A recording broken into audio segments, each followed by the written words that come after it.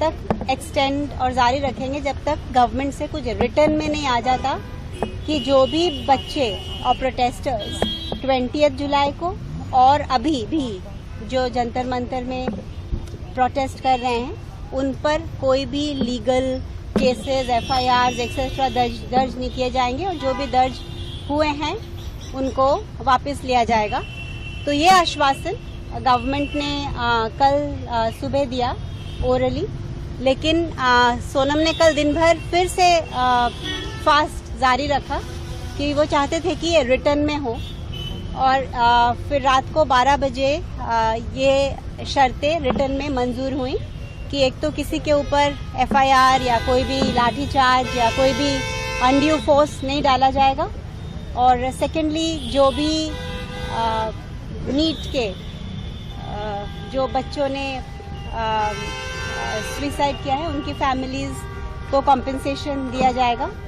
और फाइनली जो भी हम एजुकेशनल एग्ज़ाम और एजुकेशनल रिफॉर्म की बात को हमने आगे रखा था वो पार्लियामेंट में डिस्कस होगी और इसका ज़रूर कुछ ना कुछ रिजल्ट और सॉल्यूशन निकलेगा। तो ये सारी चीज़ें गवर्नमेंट ने लिखित रूप से साइन करके दी है और JP नड्डा और जितेंद्र जी तो कल आए सरकार की तरफ से। उसके पहले अलग अलग MP गण आए थे जैसे तनखा जी, सागरिका घोष और जॉन ब्रिटास जी जो 19 सिग्नेचर्स और फिर संजय सिंह जी और बाकी के समाजवादी पार्टी के, तो टोटल वो आए थे अराउंड 15 MP अराउंड 45-54 सिग्नेचर्स लेके। सो टोटली अराउंड 20 MPs यहाँ फिजिकली आए और 65 MPs ने रिटर्न में ये जो ऑपोजिशन के थे और जो हर पार्टी को रिप्रेजेंट करते थे उन्होंने भी ये आश्वासन दिया है कि पार्लियामेंट इन मुद्दों पे डिस्कशन करेगी। तो हमारे लिए ये बहुत ही एक सक्सेसफुल